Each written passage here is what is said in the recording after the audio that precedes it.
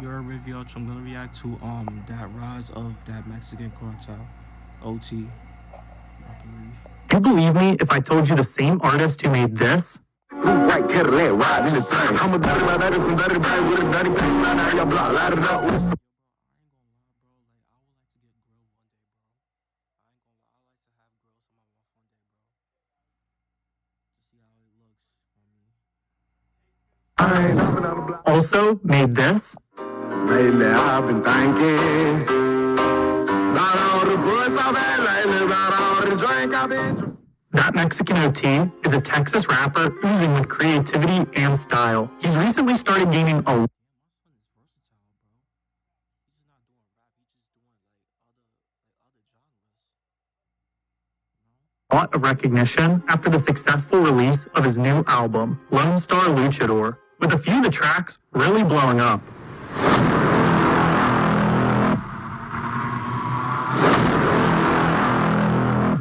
This artist brings something that feels refreshing to the rap industry and the relatively smaller landscape of Latin rap. OT is bridging the gap between Texas's national presence in music from the early days back into today's bustling scene of rap artists. He's from Bay City, Texas, and he's been rapping to himself since such a young age that he couldn't even write them down. A lot of people online have compared his tone to both Kevin Gates and DaBaby. The 24-year-old goes by the rap name That Mexican OT, which stands for That Mexican Out of Texas. Growing up, OT's parents were aware that their son was gifted when it came to rapping. Anytime he failed a class in grade school, he remembers his mom saying, "F that school. My son is going to be a rapper." And in middle school, his father regularly woke him up in the middle of the night to rap battle and embarrass his drunk friends. But OT's childhood had a lot of rough times. When he was only 8 years old, his mother was killed by a drunk driver. At the time, his father was in prison, so OT and his younger half-brother were separated from each other and sent to live with family members. Losing his mother and being separated from his brother drove OT deeper into writing raps. I just want you to know that I still love you. It's just me, my brother. Yeah, we got each other. It was a therapeutic outlet on one hand, and on the other, it was also a link to his older cousins, who recorded music as a group by the name Kick Dough Click. I know you out like some fresh, we too much get sweat. Who you think you fucking with? Kick know what I rep. I'm a big. But no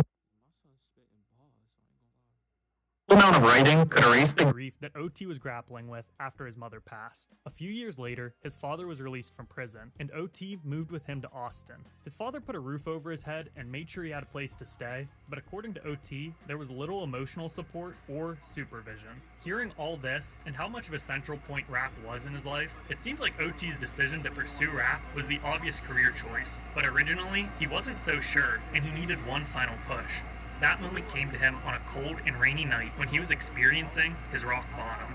OT was riding around in the car as a passenger with his friends. They got pulled over by the cops, and his friends handed him a backpack full of paraphernalia and told him to take off. OT knew that nobody in the car was going to fess up and take the fall for what was in the bag, so he got out and ran. He was running through farms, the woods, and rivers. He spent the cold, rainy night outside on the run, and he continuously peed on himself to keep warm and found relief by putting his bare feet in warm cow manure. The weird thing is, he said the entire time he was running, he just kept rapping to himself. And that's when it all clicked for him. He was really meant to pursue his dreams of rapping. After that fateful night of urine, cow poop, and sleeping out in the cold, OT started recording regularly. In the beginning, I could never do that, bro. I'm sorry, I could never do that.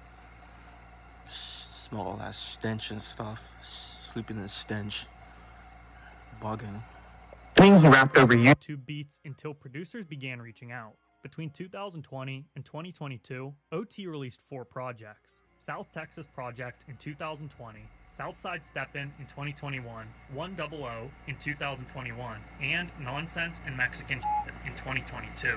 Each of the records improved upon its predecessor, and OT's delivery was becoming sharper and more distinct as production grew more polished. Today, things are looking much better for him than on that cold night in the Texas backwoods. In 2022, OT quietly signed to Interscope Records, and now he spends most of his days recording, playing video games, and being with his family. Recently, he's added performing to his routine as well. This summer, OT had a string of sold-out Texas shows in big cities. He feels natural on stage and says that it's like he's been performing his whole life, because as a kid, he would sit on the bed rapping along with music videos in front of his mom. And all those times that his dad woke him up to rap battle his friends prepared him for live performances, except now he's actually getting paid to do it.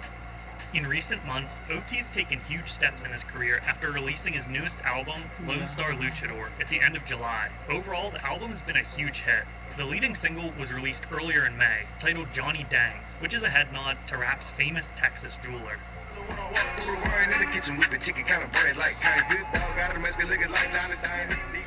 The song features Paul Wall, and it continues to rack up millions of plays across streaming platforms. And recently, it's landed on several Billboard charts. OT fires rounds of syllables that would tongue-tie many other rappers. The song shows off some of OT's greatest strengths, but it only reveals one side of his much broader range that's shown throughout the rest of the album.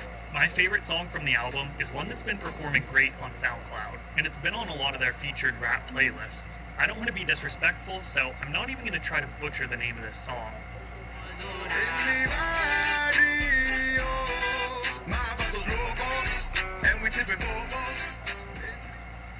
The song's incredible, and it dips into some Spanish bars throughout. It really has a lot of flavor to it. Another notable and viral track is Cowboy Killer. This one seems to have a more comical approach to it, but it's refreshing, and it really brings the Texas spirit to life.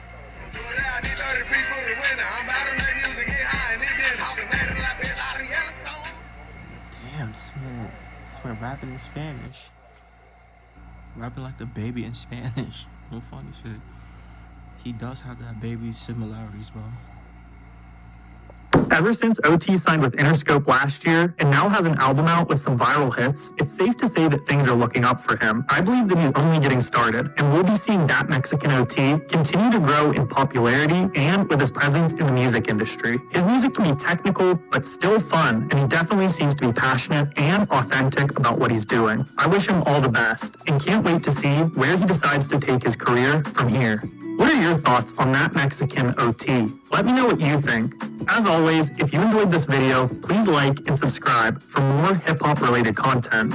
Don't forget to take your vitamins. That's the vid. So yeah, this is my first time hearing actually about Mexican OT, bro, and he's from Texas. So yeah, bro, let me know what y'all think about Mexican OT, bro. If you haven't heard of him, if y'all a fan of him, please comment down below what is your favorite music of him that y'all like. Make sure y'all like, comment, subscribe. Y'all know the vibes. If you're checking out, you are.